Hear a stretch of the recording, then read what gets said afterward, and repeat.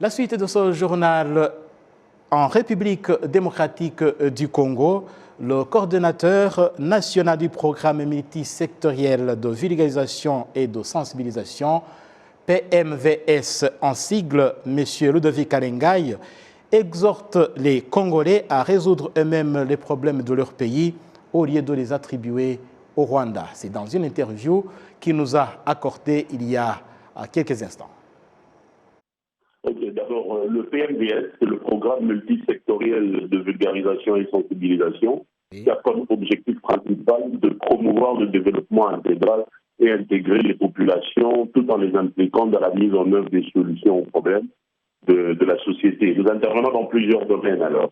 Alors, c'est depuis 2019 que nous avons commencé à faire l'étude sur la situation à l'est du pays, où on se posait des questions sur la multiplicité et la continuité des atrocités des groupes armés en Ituri, au Nord Kivu, ainsi que sur toute l'étendue de la République démocratique du Congo, parce que notamment, il y a aussi un très grand problème de tribalisme, de division ethnique, de messages de haine qui se sont multipliés. Et tout juste une année après, lorsque le président de la République, Félix Antoine Tshisekedi Tshilombo, a eu à renforcer des liens avec le président Kagame, nous rappelons que notre structure a eu à faire la promotion des 3 accords qui ont été signés en 2021, je crois. Les 3 accords commerciaux bilatéraux, bien sûr. C'était là que nous nous sommes dit de nous engager sur la paix à l'est de la République démocratique du Congo, en créant des échanges permanents entre les jeunes. Je me rappelle bien, en cette même année, nous sommes arrivés à Kigali, à Gisenyi, où j'ai accompagné plus de 50 jeunes venant de Goma, venant de Nirangongo, pour des échanges d'expériences dans le domaine de l'entrepreneuriat, dans le domaine de la cohésion pacifique et dans le domaine de la fraternité. C'est où naquit notre désir de revoir les 2 peuples amis et voisins ayant des très bonnes relations dans la fraternité pour faciliter bien sûr le commerce transfrontalier, les échanges permanents entre les jeunes, ainsi de suite. Voilà la brève histoire de comment on a commencé notre projet de cohabitation pacifique. Oui. Et alors, quels sont les défis auxquels vous faites face aujourd'hui? D'abord, la manipulation politicienne qui a eu à être déjà circulé dans les venins de la population, comme quoi que c'est le Rwanda qui nous agresse, le Rwanda le mal congolais, ça n'a pas été facile et ce n'est toujours pas facile. Oui. Lorsque vous parlez de la paix entre les deux pays, lorsque vous parlez du dialogue par exemple, ou encore de la cohabitation pacifique, on vous taxe directement de Rwandais. Oui. Alors il ne faut pas oublier que dans l'imaginaire collectif congolais, accuser quelqu'un de Rwandais, ce qui signifie que c'est un agresseur. Pourquoi? Parce que les politiques congolais ont déjà manipulé la population congolaise sur cette psychologie, que le mal est congolais, et il suffisait de parler des très bonnes relations.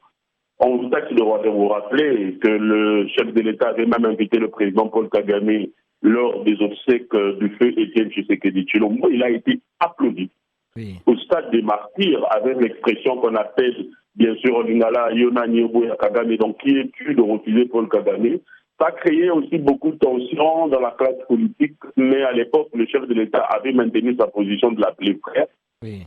Et après quelques temps, vous avez vu, lorsqu'on a brisé des relations, ça s'est enflammé et aujourd'hui, parler du Rwanda en République démocratique du Congo est un tabou. Mais nous continuons à mener ce combat dans la prudence, nous continuons à mener ce combat parce que nous savons que ce que nous disons c'est la vérité et aucun pays dans le monde ne peut se développer dans la division avec les autres, avec les pays voisins bien sûr.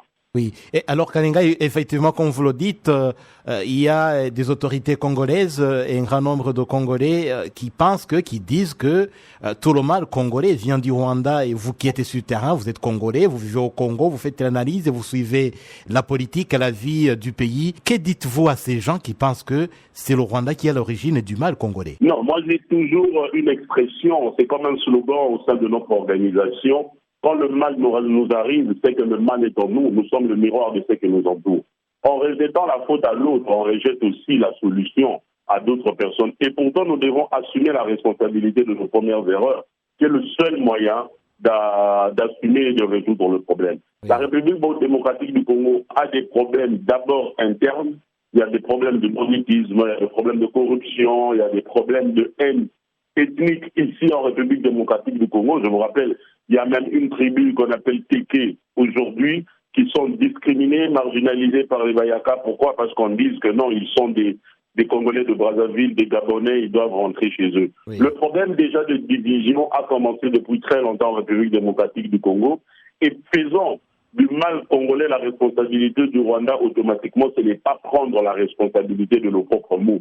J'étais toujours catégorique face à cela. Dans des médias nationaux, surtout ici en République démocratique du Congo, même dans des conférences, dans des colloques, partout, nous parlons toujours de prendre la responsabilité de nos premières erreurs. J'ai toujours appelé les jeunes Congolais à se poser la question. Qu'est-ce que moi j'ai fait pour mon pays? Qu'est-ce que j'ai fait pour apporter un développement dans mon secteur?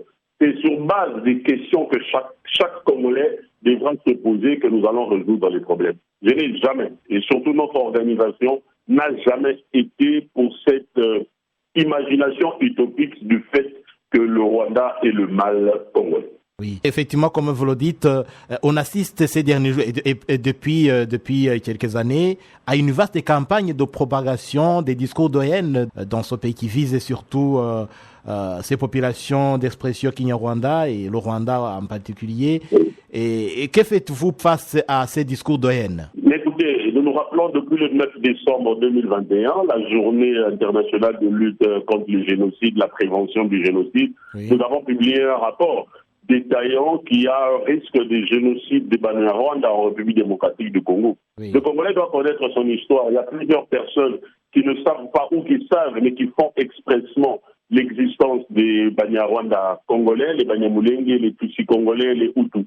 C'est pour cela qu'on a toujours dit que la nationalité congolaise des Banyarwanda n'est pas une clémence de qui que ce soit. Ils sont congolais de souche, ça ne se discute pas et ça ne se discutera jamais. Comme je l'ai dit au début, c'est la manipulation politique, parce que nous nous rappelons que c'est après les messages de haine qu'il y a la discrimination, c'est après la discrimination qu'il y a l'épuration ethnique.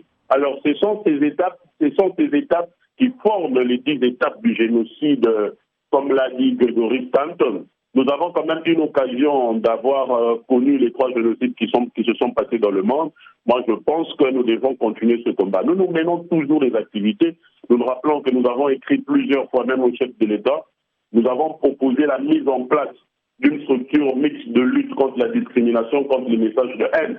Nous nous rappelons même au niveau du bureau de l'Assemblée nationale, de la législation passée, nous avons proposé aussi cela à l'Assemblée nationale. Il y a une proposition de loi de lutte contre les messages de haine et de discrimination qui traîne toujours dans les tiroirs de l'Assemblée nationale, mais nous organisons des colloques, nous organisons des émissions télévisées et nous continuons à faire pression pour demander à ce que les autorités congolaises puissent mettre en application cette loi. Parce que vous allez remarquer, il y a certains notables des différents coins qui se permettent de lancer des messages de haine à travers les médias et ne sont pas inquiétés. Oui. Voilà pourquoi est-ce que nous avons toujours proposé qu'il y ait des punitions, qu'il y ait des décisions fortes pour empêcher à ce que les personnes mal intentionnées ou qui veulent la division des communautés puissent passer leur message de haine. Nous en avons appelé aussi à la presse nationale et internationale de nous aider à propager le message de paix, de ne pas faire passer n'importe qui propage des messages de haine, qui renforce la division ethnique, ça divise la région.